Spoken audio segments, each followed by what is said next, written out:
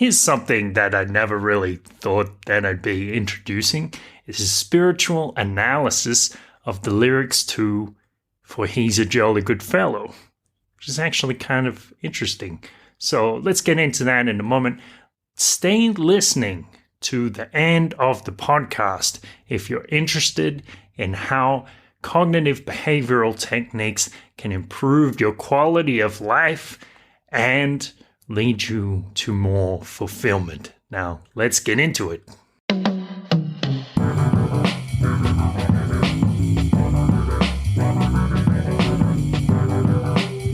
This is a beautiful thought.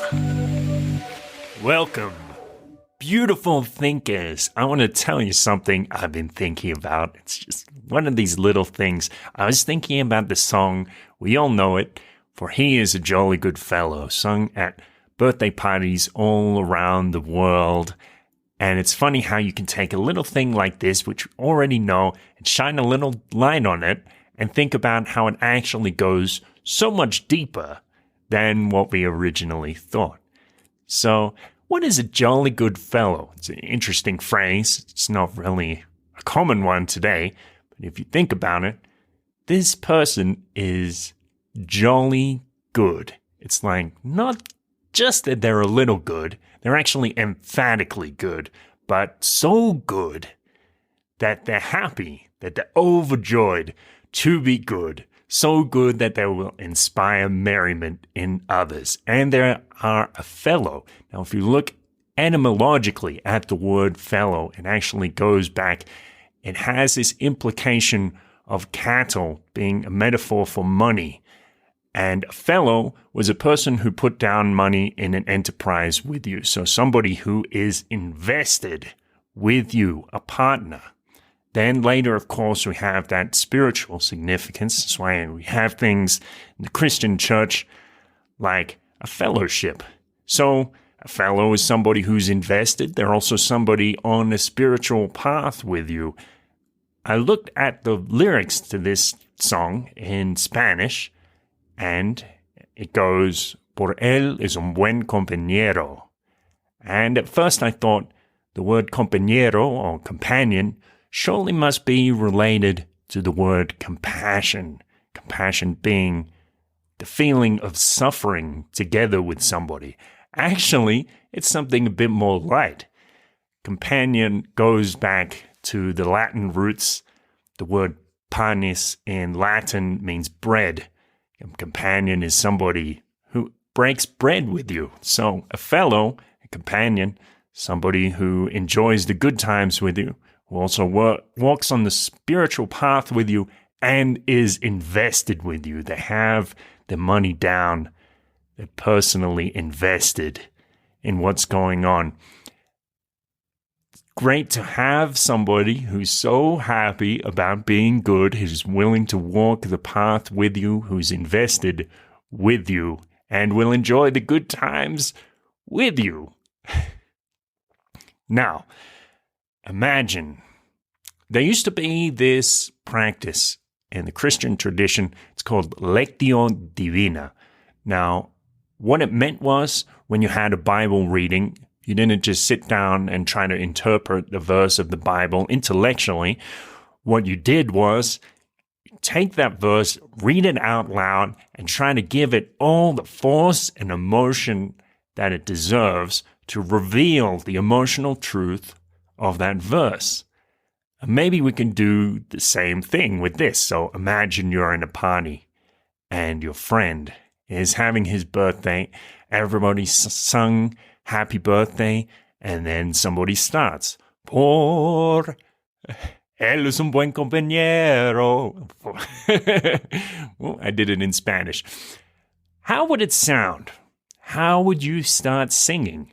Knowing the depth of that, meaning that this person shares the good times with you and shares an investment and walks a spiritual path with you, feels together with you, and is ecstatically happy about it. How true is it about your friend, and can you feel that truth just by singing it? In fact, you might even be moved to tears thinking about what a wonderful person they've been and the strength of their spirit.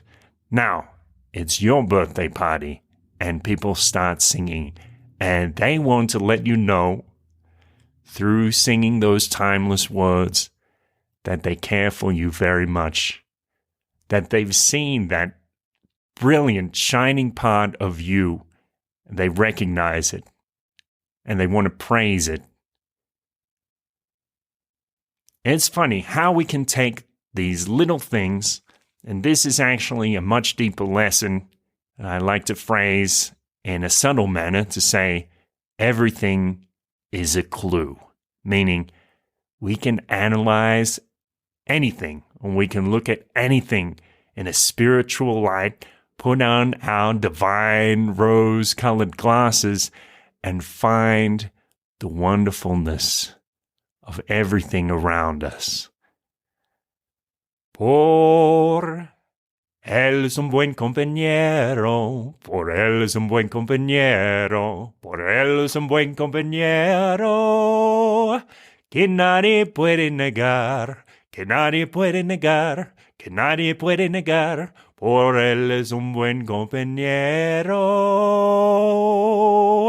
que nadie puede negar.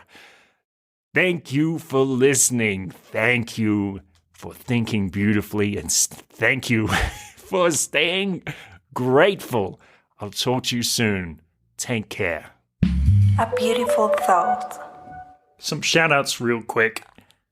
One to my friend Angelica Rodriguez of Medellin, Colombia, whose voice you hear in the intro music. So thanks to Angelica, it's a very talented young lady, inventor and model and many other things. And also thanks to my assistant, Lily Forrester, who's putting in some hard work in helping me put together this podcast and also doing it very enthusiastically. Now, I mentioned that cognitive behavioral techniques a way to look at the way our thoughts and beliefs affect our behavior. So if we are doing things that maybe aren't so good for us, and we're thinking things that make us feel bad, that don't help us move towards a life that's fulfilling and filled with joy, then we can use cognitive behavioral techniques with these strategies of looking at things from different perspectives and making an action plan and embarking on that action plan to change our lives. If you're interested in that, check out my website, beautifulpodcast.com. Up the top, it says CBT sessions, and you can book a session with me for just $6. Limited time opportunity. So check that out. Have a wonderful day.